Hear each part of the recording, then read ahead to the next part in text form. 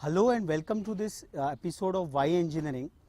Today we are in the land of 5 rivers, the land which gave the country its green revolution and catered to its burgeoning food problems in the early 60s and 70s. Today we have the good fortune of having Mr. Madan Mohan Mittal, who has the dual distinction of being the industries as well as the higher technical education minister of the government of Punjab. He would be giving us a larger overview and perspective about the state of technical education in the state. We have also with us Mr. Gurmeet Singh Dhaliwal, who is the managing director of the Baba Farid group of institutions, to give a campus perspective as to how the engineering colleges in Punjab are trying hard to create a national and a global footprint. We welcome our guest today. Welcome you, sir.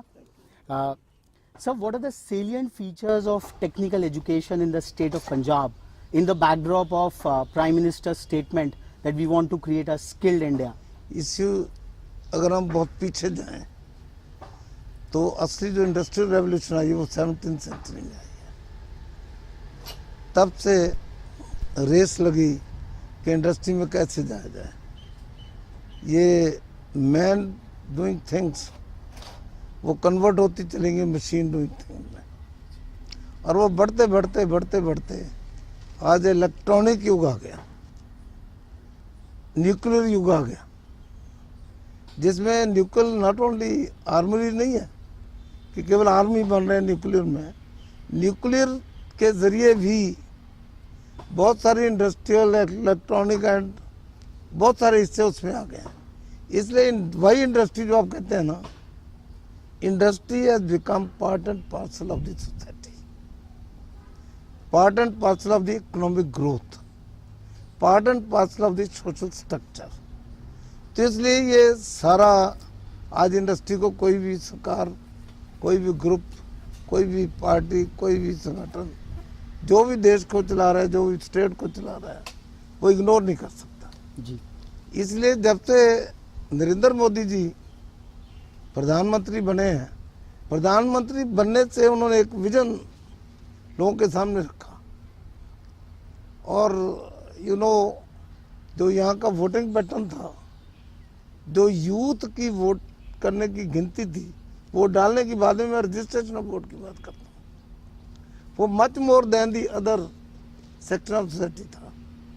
इसलिए उन्होंने unemployment की बात कही, उन्होंने भुखमरी की बात कही, उन्होंने ग्रोथ की बात कही, उन्होंने और समाज में जिससे भी रचना करके लोगों का विकास हो सकता है, उन सब बातों को टच किया, जिससे कि लोग मोटिवेट होके आज नरेंद्र मोदी के पीछे लगे।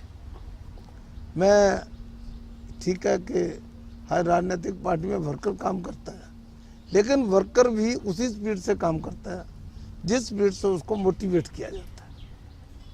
हमारी जो मूविंग फोर्स हमारी पार्टी में पहले रहे हैं, वो श्री अटल बिहारी वाजपेयी और श्री लाल कृष्ण आडवाणी रहे हैं। उन्होंने बड़ा मोटिवेट किया लोगों को, और उनके मोटिवेशन से पार्टी खड़ी हो गई। पार्टी खड़ी होकर एक बार ऐसी स्टेज आई कि हम 98 में 96 में 13 दिन की सरकार बनी, तब हमें कोई कोलिशन पार्टनर अच्छा नहीं मिला, and we have to come down. 98 में हम अपने सहयोगियों के साथ एक सरकार बना सके। उसमें हमने एक सैंपल दिया, और मैकेनिकली उसको अगर हम कहें तो उसमें हमने एक कोलिशन गवर्नमेंट कैसे चल सकती है, कोलिशन धर्म कैसे निभाया जा सकता है। मैं समझता हूँ कि हिंदुस्तान में कोलिशन सरकार कैसे चल सकती है, इसका अगर किसी को फाउंडर या पॉइनियर कहा जाए तो श्री अटल बिहारी वाजपेयी है। कांग्रेस पहले कहती थी नहीं कोलिशन नहीं चलेगी, अल्टीमेटली कांग्रेस को भी मानना पड़ा कि हाँ, हम अपने बलबूते पे सरकार नहीं बना सकते, हम दूसरों के साथ मिलकर चलेंगे। तो एक हिंदुस्तान की जो इंस्टेबिलिटी थी, पॉलिटिकल इंस्टेबिलिटी, कोई पार्टी आई सरकार में, फिर टूट गई, फिर आई, फिर टूट गई, फिर आई, फिर टूट गई। जो 89 के बाद एक दौर चला था, उसमें स्टेबल कोलिशन गवर्नमेंट कैसे बने, ये अटल जी ने उसको जन्म दिया। और उसके बाद फिर कांग्रेस की भी 10 साल चली, उनके क्या रिजल्ट अच्छे थे बुरे थे मैं उसकी चर्चा नहीं करता। मैं ओनली इस बात की बात करता हूँ कि पॉलिटिकल स्टेबिलिटी कैसे लानी है। और नरेंद्र मोदी ने जो बात रखी उसने कहा देखो कोलिशन सरकार की बजाय अगर आप मुझे अकेले को बहुमत दोगे, although I will join them, मैं उनको साथ लेके चलूंगा तो मैं बेटर चीजें अच्छी चीजें डिलीवर कर सकता हूँ। तो सर, लोगों ने उनके इस एजेंडे को एक्सेप्ट किया। जी जी तब सब लोग क्रिटिसाइज करते थे जितनी इलेक्ट्रॉनिक मीडिया प्रिंट मीडिया में कि नरेंद्र मोदी क्या करेगा। एक 12 साल से उसके पीछे एक केस खड़ा किया हुआ था जिसमें उनको सुप्रीम कोर्ट ने क्लियर कर दिया, सभी कमिश्नरों ने क्लियर कर दिया। वो बेचारा लड़ता रहा उन सबके खिलाफ। और आज अनचैलेंज लीडर बनने के बाद पर उसमें जो हलीमी आई है, आमतौर पर इतनी बड़ी ताकत आने वाले लोग एरोगेंट हो जाते हैं। He is away from arrogance, he is a very humble man, total humble. और जिसने जवाब में भी जो राष्ट्रपति भाषण में दिया है उसमें नथिंग बट हम्बलनेस। हालांकि उसके ऊपर दोष लगते रहे, आप एरोगेंट हो गए, आप ऐसे हो गए वैसे हो गए। तो उसके कारण जो उन्होंने, मैं आपके विषय पर आता हूँ जी जी कि लोगों ने उनको कहा भी आप कैसे दोगे जॉब, कैसे दोगे। आपने जो विजन डॉक्यूमेंट अपना राष्ट्रपति के भाषण में दिया है, जो आपका इलेक्शन में भी था, आपने उसी को केवल दिया है, इसमें टाइम फ्रेम नहीं दिया, कोई रोड मैप नहीं दिया किस चीज को कैसे करोगे। तो जो क्रिटिसाइज इस बात पे करते थे उन्होंने भी अप्रिशिएट किया जब उन्होंने कहा कि भाई अगर सपने होंगे तभी हम आगे बढ़ सकेंगे। If there is no dream how will you work. For the fulfilment of the dream one strikes, one moves, one put लेवर। तो उन्होंने कहा देखो अगर हम देश में स्किल, ज्यादा जोर उन्होंने स्किल पे दिया, skill is attach to education, technical education. जी स्किल और स्किल में भी क्वालिटी बढ़ाने के लिए तब आप इंटरनेशनल पे compete कर सकते हैं।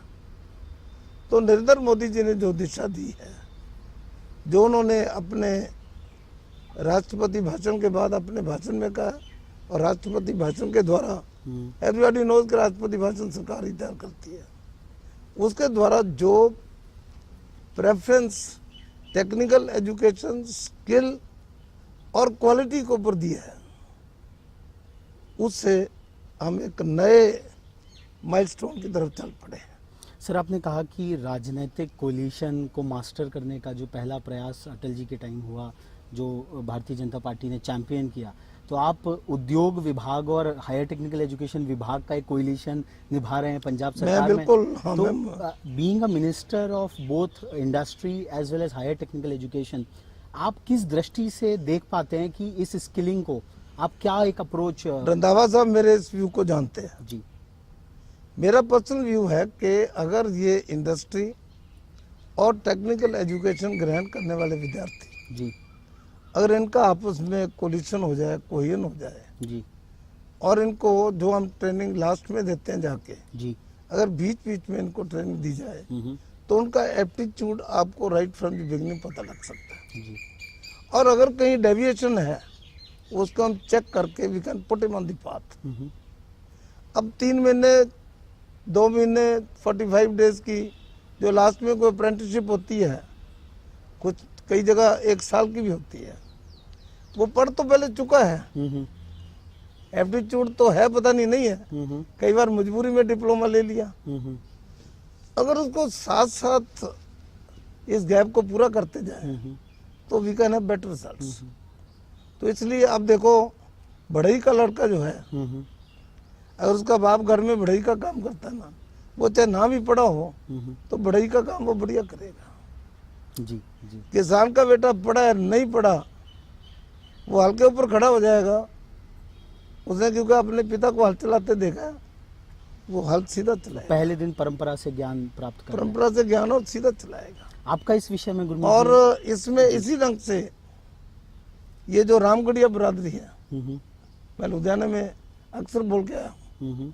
मैंने कहा देखो जो पहले ये लुधियाना इतना बड़ा इंडस्ट्रियल कैपिटल पंजाब का बना है, उसका यही कारण है कि यहाँ टोटल रामगढ़िया बरादरी वो है जो जनरेशन से काम करते हैं। बट नाउ योर चिल्ड्रन, आपके बच्चे जो हैं, अब उनको मॉडर्न टेक्निकल एजुकेशन भी आ गई, and it is in addition to that what they have acquired from their parents, from their ancestors, plus modern technology, so they have become much more perfect. इसलिए उनकी फिनिश, उनका material अब international level पे जा रहा है, compete कर रहे हैं वो। तो इसलिए जो ये आइडिया की बात है जी, उसे मैं सहमत हूँ कि बच्चों को पढ़ाई के दौरान में चाहे वो सिलेबस लंबा कर दिया जाए, जी, चाहे उनका पढ़ाई का पीरियड बढ़ा दिया जाए, पर उनको अगर साथ साथ ट्रेनिंग दी जाएगी, इसमें बच्चों को कॉन्फिडेंस भी बनेगा और क्वालिटी इंप्रूवमेंट जरूर जी, होगा। जी, बिल्कुल। सर, जैसा कि आप 9,000 स्टूडेंट्स की लाइफ को आप ट्रांसफॉर्म करते हैं पर ईयर, आपका क्या अनुभव है कि जो टेक्निकल एजुकेशन का जो प्रैक्टिस ओरिएंटेशन है उसमें क्या गैप है, और अगर इंडस्ट्रियल क्लस्टर्स के साथ अगर उसको इंटीग्रेट किया जाए तो जो एम्प्लॉयबिलिटी का प्रश्न है, जो इंजीनियरिंग में आज बच्चा रुझान कम ले रहा है, तो उसमें क्या सार्थकता प्राप्त होगी? राघव जी, सबसे पहले तो मैं इंजीनियरिंग वॉच को मुबारकबाद देना चाहूँगा कि आपने इतना बड़ा इशू और इतना बढ़िया इशू आपने उठाया है जो अब स्टूडेंट्स के लिए, वाई इंजीनियरिंग। क्योंकि बात ऐसी है भी टोटल जो हमें इकोनॉमी देख लें, हम लाइफ देख लें, वो सभी इंजीनियरिंग पर टिकी हुई है। लेकिन जो प्रेजेंट सिनेरियो है वो स्टूडेंट्स क्या देख रहे हैं, खास तौर पर नॉर्थ ईस्ट में वो देख रहे हैं भी इंजीनियरिंग में क्योंकि प्लेसमेंट्स कम हो रही है इसलिए वो शिफ्ट हो रहे हैं दूसरी स्ट्रीम्स को। लेकिन अगर इंजीनियरिंग में लोग देखते क्या है, बच्चे या देख ले पेरेंट्स, वो देखते हैं आज को, वो 4 साल बाद में नहीं देखते, क्योंकि पीछे रिसेशन आया था इसलिए वो देखते हैं अभी इंजीनियरिंग में ना जाए दूसरों में चले जाए। लेकिन आगे जो आने वाले 4 साल में या आने वाले 10 साल में जो स्कोप है, जो आपने ये विषय चुना है, पंजाब गवर्नमेंट जो कर रही है, जैसे मित्तल साहब ने बताया मोदी जी का जो विजन है, उसमें आपने देखना भी इंजीनियरिंग में अभी गवर्नमेंट अभी आई है, अभी से ये ऐसे आने लगा है भी इतनी जॉब्स आने शुरू हो गई है, लेकिन आने वाले समय में ये आएगी। इसलिए ये पहली बात तो ये कि इंजीनियरिंग वाज को ये मुबारकबाद भी आपने जो ये विषय चुना है स्टूडेंट्स का, क्योंकि एडमिशन्स का समय है। इसके लिए सबसे पहले स्टूडेंट्स का होता है जैसे अपने करियर्स, कोर्सेज, कॉलेजेस चुने, क्योंकि सबसे पहले स्टूडेंट्स का होता है मैं कौन सा करियर चुनूं, कौन सा कोर्स लूं, मैं कौन सा कॉलेज सेलेक्ट करूं। ये बहुत बड़ा इशू है पेरेंट्स के लिए, स्टूडेंट्स के लिए। सबसे पहले तो मैं ये बात कहना चाहता हूं भी सभी अपने हिंदुस्तान के लोगों को, पेरेंट्स को और बच्चों को भी सबसे पहले जो करियर अपना कोर्स चुनने के लिए जो सही ढंग है वो है एप्टीट्यूड टेस्ट। लोग अडॉप्ट नहीं करते, वो कहते हैं भी जो एक दूसरे के पीछे लगकर, जहाँ किसी भाई बहन ने या दोस्त ने जो कोर्स लिया, जो करियर चुना, वो मैं भी चुन लूँ, इंजीनियरिंग बनूं, इंजीनियर बनूं, मैं डॉक्टर बनूं, ये सबसे पहले एप्टीट्यूड टेस्ट करवाना चाहिए, क्योंकि इसके लिए काम करना चाहिए। उसके बाद अकॉर्डिंग टू स्टूडेंट के एप्टीट्यूड वो अपना कोर्स चुने। उसके बाद कॉलेज चुने भी कौन सा कॉलेज सेलेक्ट करें भी किसमें मेरे बच्चे का भविष्य सुरक्षित है।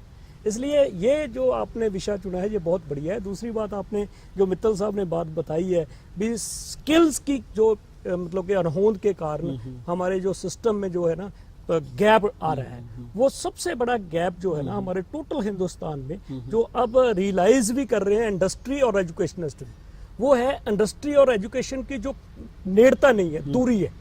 वैसे अगर आप देखें भी इंडस्ट्री की सबसे बड़ी थ्रेट क्या है, इंफ्रास्ट्रक्चर नहीं, रॉ मटेरियल नहीं, सबसे बड़ी थ्रेट है उसकी स्किल्ड मैन पावर। तो एजुकेशनल इंस्टीट्यूशन की सबसे बड़ी थ्रेट क्या है, उसकी जो प्लेसमेंट्स। तो दोनों की पूर्ति कहां से होनी है, एक दूसरे से, लेकिन दोनों ऐसे दूर है। उनको नजदीक लाने के लिए जैसे मित्तल साहब ने अभी बताया है भी जैसे ऑल इंडिया लेवल पर मोदी जी का विजन है, जैसे स्किल डेवलपमेंट एजेंसी मैं बताऊंगा जेपी राय जी उनके डायरेक्टर जनरल है, वो बात करते हैं। प्रोग्रेसिव पंजाब हमारे पंजाब में हुई थी, उसमें भी वो आए थे। मतलब ये बहुत मैं देख रहा हूँ भी सुनहरा भविष्य है, खास तौर पर नॉर्थ जो नदर्न स्टेट्स है उसमें से पंजाब में, क्योंकि पंजाब जैसे ग्रो कर रहा है, जैसे पंजाब में भाजपा और अकाली दल की सरकार है, मोदी जी की सपोर्ट है, यहाँ पर ये ग्रो करेंगे। इसके लिए पंजाब में बहुत ही बढ़िया फर्क है। सर, मैं एक प्रश्न इसमें दूंगा कि जहाँ स्किल डेवलपमेंट की बात तो बड़ी समीचीन है, पर पिछले 10 साल जो एक क्रिटिसिज्म रहा है कि एक जॉबलेस ग्रोथ पूरे देश में रही है, और 2008 के रिसेशन के बाद भारत का जो मैन्युफैक्चरिंग आउटपुट है वो एकदम से गिरता चला जा रहा है। आंकड़े बताते हैं कि हम लोग 35,000 करोड़ के मोबाइल्स ही इंपोर्ट कर लेते हैं, मोबाइल्स तक नहीं बना पाते। तो as the industry minister of Punjab, what are the definitive directions into which आप चाहते हैं कि पंजाब की जो इंडस्ट्री है, किन एरियाज में वो इंडस्ट्री ग्रो करे, या हमारा जो इंटरनल मैन्युफैक्चरिंग है, क्योंकि जब मैन्युफैक्चरिंग होगी तभी जाके उन स्किल्ड मैन पावर की रिक्वायरमेंट होगी। क्योंकि अभी तक तो जो जॉब्स रहे वो लार्जली ऑफशोरिंग जॉब्स हैं कि 10 लाख इंजीनियर अगर प्रोड्यूस होता है तो उसमें से केवल 2.5 लाख को ऑर्गेनाइज सेक्टर में जॉब मिलती है। बाकी सारे तो छोटे छोटे जो मैन्युफैक्चरिंग क्लस्टर्स हैं वहीं पे उनकी खपत होनी है। उसके बारे में आपका क्या विचार है? पिछले दिनों में हमने जैसे पहले प्रोग्रेसिव इंडस्ट्री समिट किया था जी 2 दिन का, उसके बाद फिर हमने 1 दिन जो इंडस्ट्रियल स्टूडेंट जो ग्रोथ जिनकी हो रही है उनका 1 दिन का समिट किया था। जी उसमें आई एम थैंकफुल के सभी जितने इंजीनियरिंग कॉलेज हैं पंजाब में चल रहे हैं, वहाँ से 50,000 स्टूडेंट्स आए and it was a very discipline and peaceful meeting. जी I had invited the chief minister chief guest. किसी को उम्मीद नहीं थी कि 50,000 आएंगे, उनको लगता 10-12,000 हो जाएंगे। जी फिर तो साहब लगे हैं, जी बाकी प्रिंसिपल सारे मैनेजमेंट सब ने पूरा चौक दिया। जी तो जब मैंने उनको कहा जी पूरे 50,000 है, you can count the heads, जी जी कहते 50 हो गए, कहते मैंने तो 10-15 हो गए, हम्म। और 50,000 वहाँ लोग आए जी और पूरे डिसिप्लिन में रहे। That shows the training they are getting from their own respective colleges. और लड़के लड़कियां कोई इंसिडेंट नहीं हुआ भी किसी ने कोई इंडिसेंट रिमार्क कसा हो। फूड के लिए हमने कहा सीटों पर रहेंगे वहीं मिलेंगे, and nobody moved from there seat and food packets were served on their seats. तो उसमें हमने वहाँ तब स्टडी किया कि भी इतने बच्चों को हम पढ़ा रहे हैं, 1 साल में हम 50,000 बच्चे प्रोड्यूस कर रहे हैं, जी तो what is their ratio of placement. तो वहाँ से हमने फिगर कलेक्ट की जिसमें 50% बच्चे जो हैं वो प्लेसमेंट में चले जाते हैं। जी 10,000 बच्चे ऐसे हैं जो अपना काम करते हैं। ओके किसी का फादर कर रहा है तो पहले कोई कंपनी चल रही है, कुछ और चले गए। 15,000 बच्चे हैं जो हायर स्टडी में जाते हैं।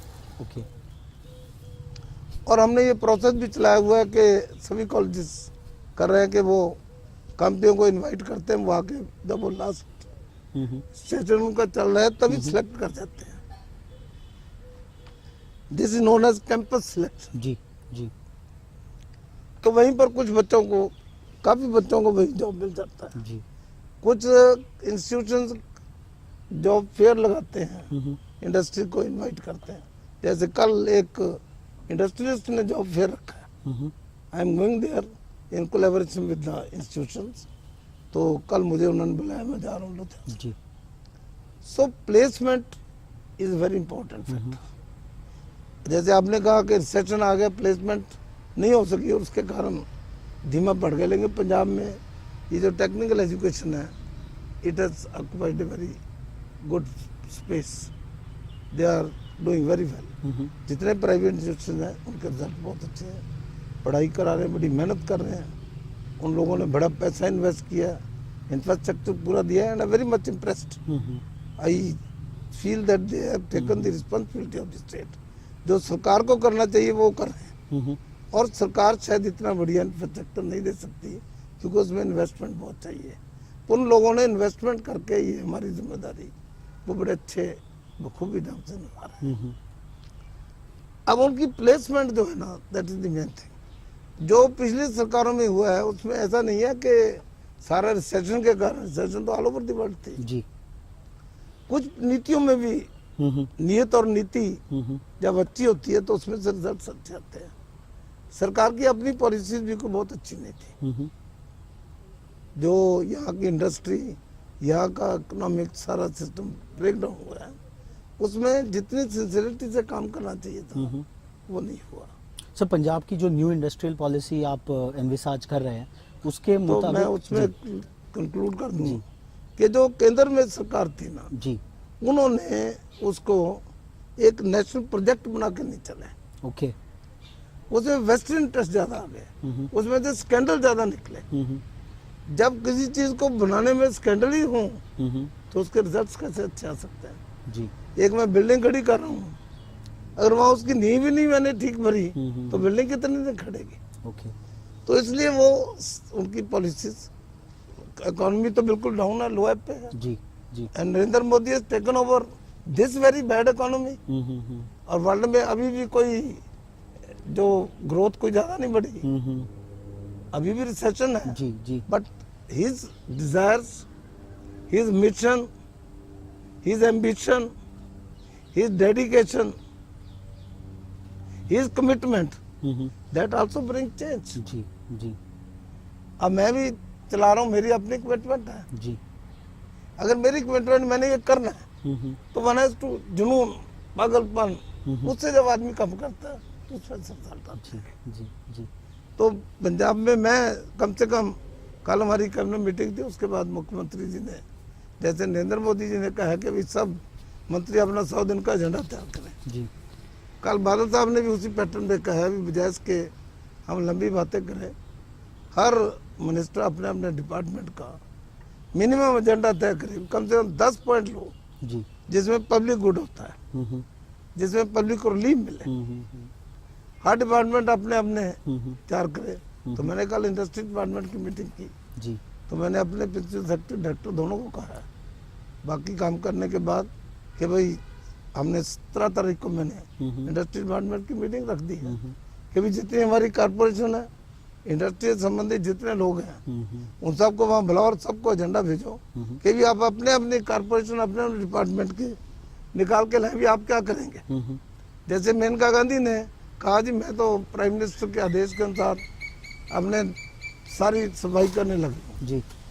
और क्या सफाई की उसने, निकाल के रख दिए सारे कागज बाहर जो यूजलेस थे, और जो पेंडिंग अननेसेसरी फाइल थी सबको डिस्पोज ऑफ करके उन्हें बताया कि मैंने लॉबीज में से ये सफाई की।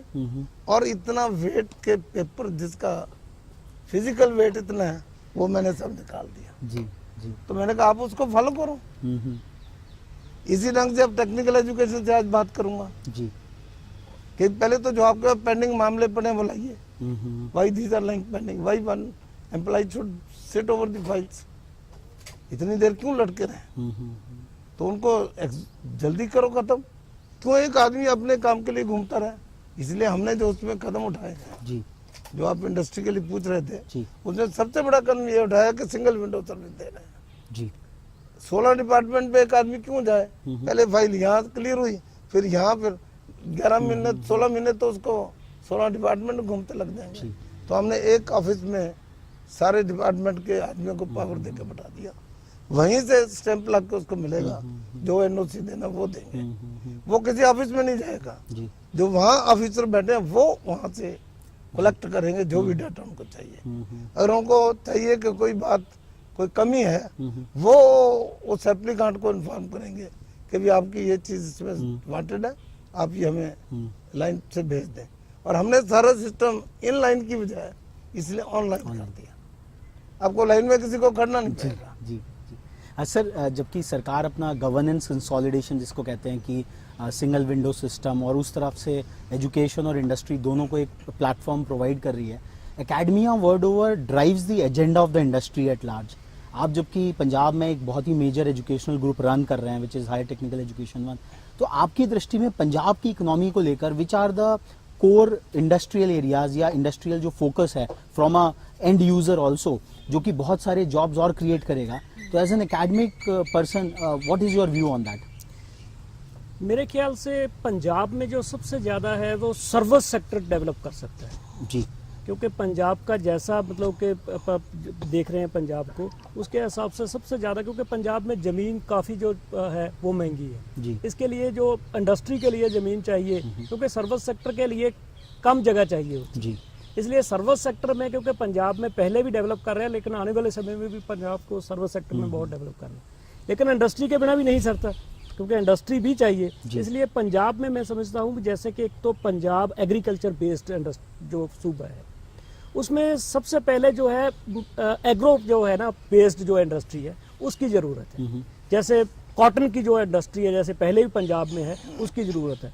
ते खुशकिस्मती है मैं समझता हूँ पंजाब की कि हमारे जो पंजाब के डिप्टी सीएम हैं उनके वाइफ जो श्रीमती हरसिमरत कौर बादल वो सेंटर में जो है Food food processing processing minister। के जो मिनिस्टर, जी। इसलिए जो पंजाब में इंडस्ट्री का जो है आने वाला जो स्कोप बहुत बढ़िया है इस क्षेत्र में। यू मीन टू से agro-based that the food processing branch जो है सारे इंजीनियरिंग कॉलेजेस में जो अभी शायद नहीं है, जो कि अडॉप्ट की जाए, जो भारत में एक बहुत बड़ी नीड है आने वाले समय में, जी। क्योंकि इसकी बहुत बड़ी जरूरत है। क्योंकि जो जैसे एग्रीकल्चर इंजीनियरिंग है, इसकी जो जैसे फूड प्रोसेसिंग में है, फूड टेक्नोलॉजी में है, ये चाहिए जो इंजीनियरिंग में जो, क्योंकि इसकी ब्रांचेस हैं। क्योंकि हम भी जैसे पीछे 2 साल से हम स्टार्ट किया यह प्रोजेक्ट यूनिवर्सिटी बनाने का, उसमें हम काम कर रहे हैं, उसके लिए कैरिकुलम बना रहे हैं। क्योंकि हम एक यूनिक प्रोजेक्ट, जैसे मित्तल साहब को भी मैंने पहले बताया था, हम यूनिक प्रोजेक्ट दे रहे हैं थ्रू ओवर इंडिया में। हम सबसे पहले तो ये बात कर रहे हैं भी उसमें एक जो सब्जेक्ट है सभी कोर्सेज में हम स्किल डेवलपमेंट कर डाल रहे हैं, एक सब्जेक्ट हम एंटरप्रेन्योरशिप का डाल रहे हैं, ताकि स्टूडेंट जाते जाते जब लास्ट सेमेस्टर पर पहुंचता है वो उसको स्किल्स जो है मिले, तो वो उसकी एम्प्लॉयबिलिटी इंक्रीज हो, उसकी अनएम्प्लॉयमेंट की जो है वो समस्या ही खत्म हो जाए। दूसरा, सभी स्टूडेंट्स ये नहीं होता भी वो नौकरी ढूंढनी भी नहीं चाहिए, वो एंटरप्रेन्योर भी बने। वो एंटरप्रेन्योर तभी बनेंगे अगर उनको बेसिक तौर पर जानकारी होगी, उसको नॉलेज होगी, प्रैक्टिकल ज्ञान होगा। उसके लिए हम ये काम कर रहे हैं। दूसरी बात, अभी से हम एक यूनिक इनिशिएटिव, जैसे NSDA के मैं पहले ही बताया था, JP Rai ji director general है, उनसे हमारी बात होती रहती है। हम एक मित्तल साहब से भी बात हुई है, हम एक पायलट प्रोजेक्ट के तौर पर पंजाब में लाना चाहते हैं, इंडस्ट्री और एकेडमिया को नजदीक लाने के लिए भी काम करने के लिए। एक क्लस्टर बनाकर यहाँ पर पंजाब में इंडस्ट्री और कैरिकुलम डेवलपमेंट के लिए, स्किल डेवलपमेंट के लिए, एंटरप्रेन्योरशिप के लिए इंडस्ट्री और एकेडमिया रखकर एक साथ काम करें। अगर ये काम हो गया, क्योंकि इंडस्ट्री की रिक्वायरमेंट जो है वो है भी skilled man power. Skilled man power produce किसने करनी है? Education institution. अगर दोनों पहले से शुरू से कौन सा कोर्स हो, कितना उसका ड्यूरेशन हो, कौन सी स्किल चाहिए, स्किल की दूसरी बात, एक बात और है, स्किल्स की वैल्यूएशन की हमारी प्रॉब्लम है थ्रू आउट इंडिया में। जी। हम एक नया बिल्कुल इनोवेटिव आइडिया ला रहे हैं, स्किल्स की वैल्यूएशन इंडस्ट्री करे। यहाँ पर हमारे क्या होती है, स्किल्स की वैल्यूएशन प्रैक्टिकल की जो है हमारे एकेडमिशियन करते हैं। वो एकेडमिशियन ना करे, इंडस्ट्री एक्सपर्ट करे, वो बताए कौन सी कमी है यहाँ पर रहेगी, इसके बाद कौन सी कैसे कमी दूर करनी है, बैठकर इंडस्ट्री और जो एकेडमिशियन है वो बैठकर तय करें। ये बात अगर होने लग पड़ी, पंजाब में होने शुरू हो गई है, क्योंकि मित्तल साहब ने हमें हरी झंडी दे दी है। इंडिया गवर्नमेंट से जो है स्किल डेवलपमेंट के वो JP राय जी उन्होंने दे दी है, ये काम शुरू हो जाना है पंजाब में। फिर देखना पंजाब में जो क्योंकि अगर अब स्टूडेंट देखेंगे पंजाब में 4 साल के बाद देखना चाहिए, 4 साल में जो पंजाब अब यहाँ पर है, जिस स्टेज पर है, आप देखना भी टोटल थ्रू आउट इंडिया में अगर नंबर 1 नहीं तो नंबर 2 जरूर होगा सभी चीजों के लिए, खास तौर पर एजुकेशन के लिए। तो जैसे पंजाब में काम चल रहा है, आने वाले दिनों में जैसे हो रहा है। मेरा अगला सवाल मित्तल जी से, सर जैसे प्रधानमंत्री जी ने एक टीम इंडिया के कॉन्सेप्ट की बात कही कि अभी तक जो हिज्जों में काम होता था, टुकड़ों में काम होता था, और एजुकेशन एक फेडरल स्ट्रक्चर के कारण स्टेट में अलग अटका हुआ है और सेंट्रल की पॉलिसीज अलग हैं। तो जो उन्होंने कहा कि prime minister working with the chief minister, तो करस्पॉन्डिंगली जो इंडस्ट्री मिनिस्टर्स और हाई टेक्निकल एजुकेशन मिनिस्टर्स हैं, they would be working with the बहुत अच्छी करस्पॉन्डिंग। तो उस केस में आपकी क्या विश लिस्ट है? मैं वही कह रहा हूँ, मैं बड़ा ऑप्टिमिस्ट हूँ इस मामले में, और नरेंद्र मोदी भी बड़े ऑप्टिमिस्ट होकर बात कर रहे हैं। उनकी धारणा जो है वो आगे बढ़ने की है, इसलिए उनके लिए रास्ता हमवार होता जा रहा है जी। और उन्होंने बड़ी अच्छी बात कही है। अभी चुनाव भी शुरू नहीं हुए थे, कोई इलेक्शन अनाउंस भी नहीं हुआ था, बट अदरवाइज ये तो पता था कि इलेक्शन होना है। तो ही केम टू पंजाब जी। यहाँ जरामा में उन्होंने एक public rally, Akali Dal BJP की साझी रैली टेस्ट की थी। वहाँ उन्होंने कहा था कि मैं अगर प्रधानमंत्री बनूंगा तो मैं सेंट्रल स्टेट रिलेशन जो है, सेंट्रल स्टेट रिलेशन अच्छे रखूंगा। नंबर 2, मैं सबको साथ लेके चलूंगा जी। नंबर 3 को जो स्टेट के एजेंडे, चाहे अपनी सरकार हो चाहे दूसरे प्रदेशों की सरकार हो, दूसरी पार्टियों की सरकार हो, जो वो आगे केंद्र में रुक जाती हैं, वो मैं रुकने दूंगा कि मैं 12 साल चीफ मिनिस्टर हूँ। मुझे पता है केंद्र में उनके बाई डिफॉल्ट और डीलिंग दी मैटर्स सो लेट कैसे स्टेट सफर करती हैं। इसलिए मैं वो बात नहीं होगा। आई विल सी के जो स्टेट का मुद्दा है होना है तो हो जाएगा, नहीं हो सकता तो उनसे डिस्कस करके बता दीजिएगा नहीं हो सकता। इसलिए उनको ये कंसेप्ट क्लियर था। और सेंट्रल स्टेट रिलेशन अच्छे हों, इसकी नींव भी अटल जी ने रखी। जी जी। आप देखेंगे कि अटल जी के प्रधानमंत्री के पीरियड में जो कट्टर हमारे विरोधी थे, मार्क्सिस्ट पार्टी, उनका भी मुख्यमंत्री कभी ये नहीं कह सका जी कि जी मैं विरोधी पार्टी का मुख्यमंत्री हूँ इसलिए मेरे साथ के अंदर कोई डिस्क्रिमिनेशन कर रहा है, कोई दुर्व्यवहार कर रहा है, ये मेरी बात नहीं सुन रहा। Even he had to admit कि as far as central state relations are concerned the centre is fully cooperating. तो इसलिए अब ये क्योंकि मुख्यमंत्री रहे ना, उनको इनको पता क्या होता रहा जी जी और ये मुख्यमंत्री का काल ज्यादातर इनका ये यूपीए वाला रहा है। जी जी जी। तो यूपीए का भी उन्होंने देखा है और एनडीए का भी देखा है। इसलिए उनका शुरू से मत है कि चीफ मिनिस्टर को भी after all they're also running the show. ऐसा नहीं कि हमारा दिमाग बड़ा, उनका ही नहीं दिमाग। जी जी वो कहते हैं मैं उनको भी साथ लेके चलूंगा, जी जी। क्योंकि उनके मन में कोई मैल नहीं, खोट नहीं है। उनका मिशन जो है वो ये नहीं है कि केवल बीजेपी का नाम चमके, जी जी। उनका मिशन है कि देश का नाम चमके। सर जहाँ if India is great, I myself is also great. बिल्कुल बिल्कुल। अगर हिंदुस्तान नहीं चाहते तो मैं तो पहले नहीं चाहता हूँ। कहता अच्छा ये हिंदुस्तान का आदमी से जा रहा है, देखो इसकी क्या हालत है।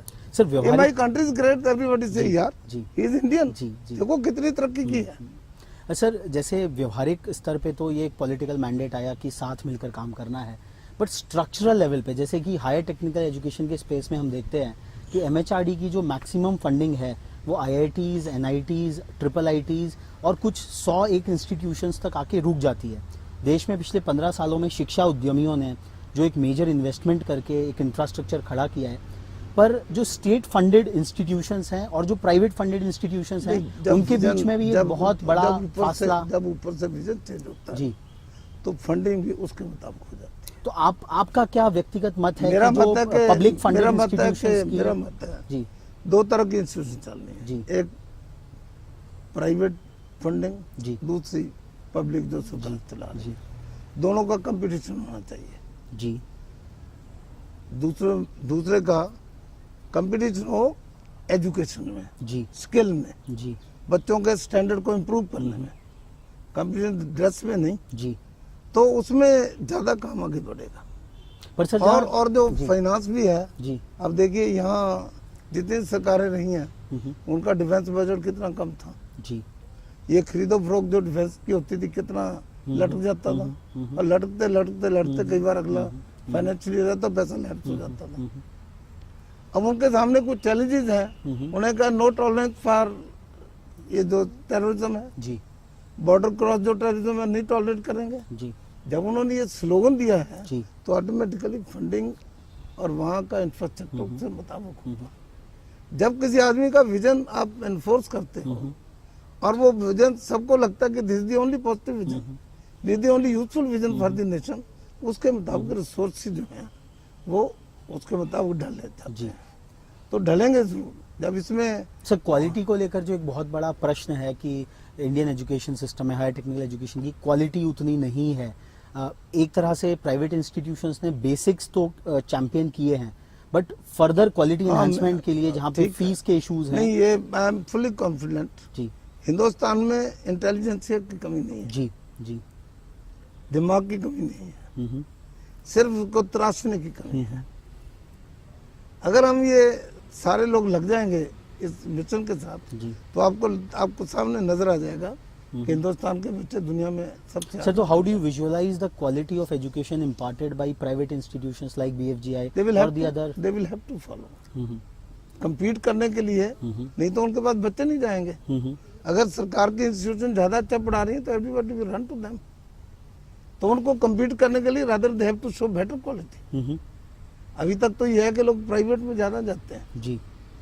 तो कंपटीशन जब होगा, मैंने कहा ना कि दोनों का कंपटीशन होना चाहिए।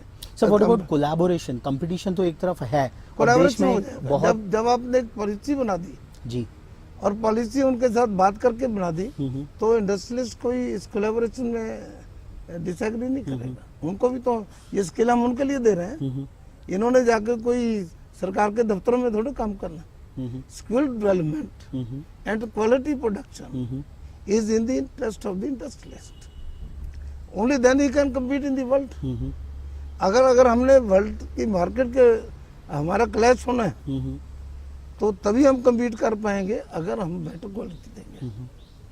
किसी जमाने में कंपटीशन था बिटवीन जर्मन, इंग्लैंड, फ्रांस। जी। किसकी चीज बड़ी है? 42 तक ये रहा, 45 तक ये रहा। USA came into existence after the second world war. उससे पहले मेड इन यूएसए की कोई वैल्यू नहीं थी। Then USA captured. अब उसके बाद ये आ गई टेक्नोलॉजी सारी इलेक्ट्रॉनिक, उसमें जापान बीच में से निकला, उन्हें सबकी टेक्नोलॉजी फेल कर दी। अब ये इतने मुल्क जो है, साइज मुल्क का ये है पंजाब से भी छोटा जी, और इंडस्ट्री सारी कंट्रोल करके बैठे जी।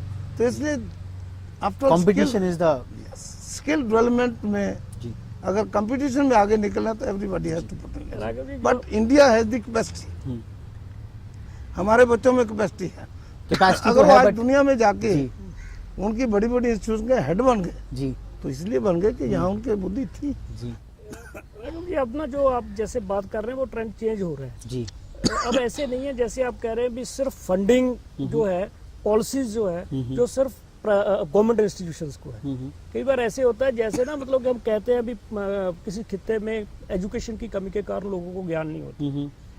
फंडिंग ऐसे जैसे मैं बताता हूँ भी टेक्निकल क्वालिटी इंप्रूवमेंट प्रोग्राम है, वो प्राइवेट इंस्टीट्यूशन को भी जा रहा है गवर्नमेंट ऑफ इंडिया का। ओके, फंड्स जो है यूजीसी का फंड है, प्राइवेट इंस्टीट्यूशन को भी जा रहा है। लेकिन कई बार ऐसे होता है भी प्राइवेट इंस्टीट्यूशन, क्योंकि प्राइवेट इंस्टीट्यूशन का बहुत बड़ा रोल है इंडिया में, सभी अकेले इंडिया में नहीं है, लेकिन कुछ जो अच्छा काम नहीं कर रहे होते प्राइवेट इंस्टीट्यूशन वाले, वो बदनाम कर देते हैं सभी को। गवर्नमेंट का जो ट्रेंड है, जैसे मित्तल साहब हमारे पास आज देखिए आप, मैं प्राइवेट इंस्टीट्यूशन से एंटरप्रेन्योर हूँ, एजुप्रेन्योर हूँ, मित्तल साहब हमारे साथ बैठे हैं, इतने लिबरल हैं, वो कहते हैं भी आप पायलट प्रोजेक्ट शुरू करना चाहते हैं शुरू करें। इंडिया गवर्नमेंट कहती है अभी प्राइवेट इंस्टीट्यूशन वाले पायलट प्रोजेक्ट शुरू करना चाहते हैं, स्किल डेवलपमेंट के लिए करो आप, हम सपोर्ट करेंगे आपको। so you mean to say that the policy framework exists, ये एग्जिस्ट and हुआ with है the new और चेंज हो government रहा है। coming in, lot of is things result. change हो रहा है। Real thing is the result, हाँ, not the means. हाँ, ये बहुत बड़ी चेंज आ रही है। जैसे मैं आपको बताता हूँ भी ये जो स्किल डेवलपमेंट की बात है, पहले क्या होता था, जैसे भी स्किल डेवलपमेंट का काम होता था सिर्फ पास आउट या ड्रॉप आउट के लिए, जी, लेकिन अब पॉलिसी चेंज हो रही है, अब पॉलिसी चेंज करनी पड़ रही है गवर्नमेंट को। जैसे मैं पहले ही कहूँ, प्रोग्रेसिव पंजाब बहुत बड़ा इनिशिएटिव था पंजाब का, उसमें जेपी राय जी ने कहा था, मैंने उनको दिया था भी यार आप कह रहे हैं स्किल डेवलपमेंट सेंटर आपने इंडिया में इतने खोल कहाँ रहे हैं? जो पास आउट या ड्रॉप आउट्स है, जो पहले ही एजुकेशन ले रहे हैं, टेक्निकल एजुकेशन ले रहे हैं, स्किल्स ले रहे हैं, उनको आप स्किल्ड क्यों नहीं बनाते? उनको सपोर्ट करें education. so these new models are coming from the private entrepreneurs. वो मॉडल जो आ रहा है यहाँ पर, जैसे मैंने उनसे बात की, वो कहते हैं पायलट प्रोजेक्ट, मित्तल साहब भी कहते हैं हम शुरू कर रहे हैं पंजाब में। मैं इसीलिए कह रहा हूँ, वो जो है एग्जिस्टिंग इंस्टीट्यूशन जो स्कूल्स में या कॉलेजेस में स्टूडेंट पढ़ रहे हैं, उनको स्किल्स देकर फिर जरूरत ही नहीं पड़ेगी बाद में स्किल डेवलपमेंट। बाद में क्या जरूरत होगी उसकी अपग्रेडेशन के लिए, जब उसको, क्योंकि रोज चेंज टेक्नोलॉजी तो चेंज हो रही है, उसके लिए जरूरत है जो काम कर रहे हैं इंडस्ट्री में लोग, उनके लिए बाहर से जरूरत है। उनके लिए नहीं भी अगर स्टूडेंट्स पास आउट हो गया, वो डिग्री लेकर घूम रहे हैं, उसको प्लेसमेंट नहीं है, ये तो होना ही नहीं चाहिए। So just one final message to the prospective engineering students कि why Punjab, why engineering in Punjab? ऐसे मैं इसलिए कहता हूँ कि पंजाब हमेशा लीड करता रहा है। पंजाब के लोग उद्यमी हैं, पंजाब के लोग खाली बैठने के आदी नहीं है। पंजाब को, और पंजाब ने सफर भी सबसे ज़्यादा किया। सुरक्षा के मामले में शत्रुओं का बॉर्डर से आने वालों का मुकाबला सबसे ज़्यादा पंजाब ने किया। पंजाब फिजिकली कॉम्पिटेंट है। पंजाब का जो आउटलुक है वो संकुचित नहीं है, विशाल है। वो हर आदमी को एडजस्ट करने को तैयार है और हर एक आदमी के साथ वो एडजस्ट होने को तैयार है। इसलिए पंजाब में जो भी आता हम उसका स्वागत करते हैं। बहुत सारी स्टेट्स में पंजाबी जाके ज़मीन नहीं ले सकता, तो हम कहते आओ, कोई आओ। हमने इंडस्ट्री सबमिट किया, हमने कोई आओ, हिंदुस्तान का जो भी आदमी आएगा उसको हम इंडस्ट्री के लिए ज़मीन भी देंगे, कुछ कंसेशन हमने रखी हैं, इकोनॉमिक और पैकेज पढ़ने के लिए भी स्वागत है स्टूडेंट्स का। पढ़ने के लिए स्टूडेंट यहाँ बहुत आते हैं, जी डिफरेंट स्टेट के यहाँ मैक्सिमम स्टूडेंट हैं, इनके पास भी हैं, बाकी इंस्टीट्यूशन में भी हैं। जी तो इसलिए पंजाब एक अच्छा माहौल है, पंजाब पीसफुल है, पंजाब में लॉ एंड ऑर्डर प्रॉब्लम नहीं है, पंजाब में पुरुष और महिलाओं का आपस में अच्छा सद्भाव है, कोई लड़कियों की यहाँ प्रॉब्लम नहीं है, कोई लड़कों की तरफ से ऐसी समस्या नहीं है।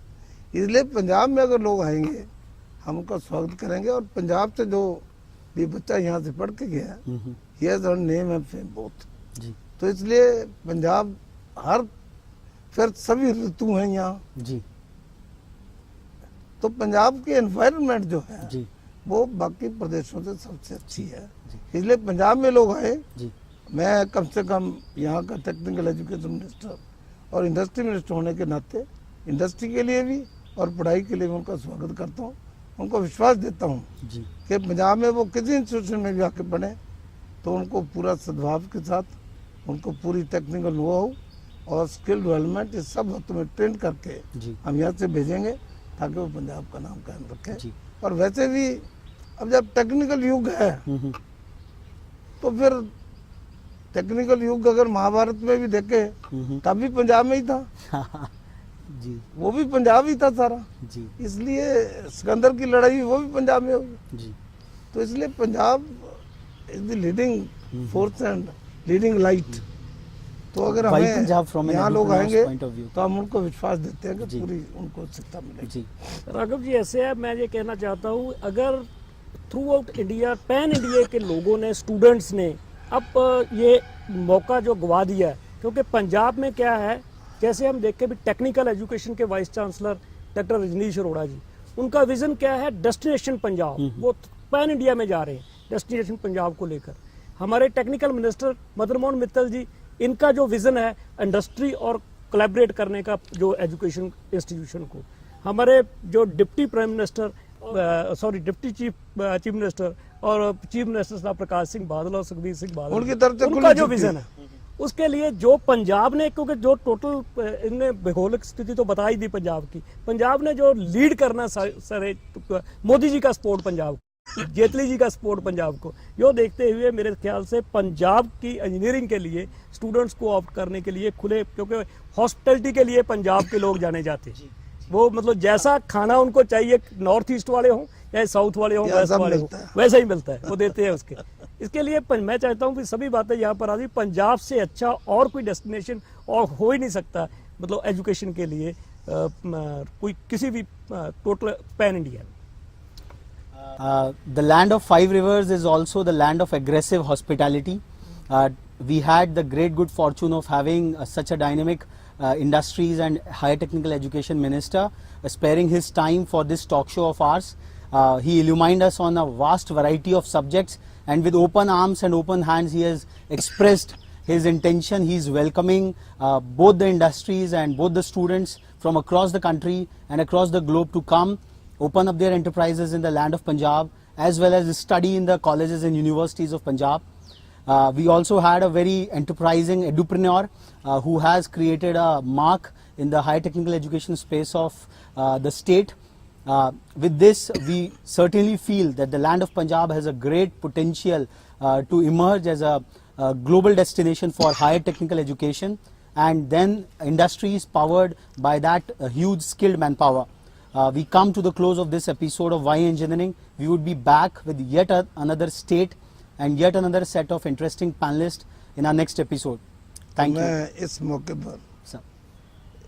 आपके जरिए एक संदेश देना चाहता हूँ कि मैं समझता हूँ कि आज देश का जो वातावरण है, जो देश को लीडरशिप मिली है और जो उनकी नीति और नीयत है, इससे बढ़िया समय नहीं आ सकता। जो भारतीय जनता पार्टी या उनके जो सहयोगी दल में जो हाईएस्ट इंटेलेक्ट के लोग हैं, जो हाईएस्ट डेडिकेशन के लोग हैं, आज वो सरकार चलाने में उनको जिम्मेदारी लगी है।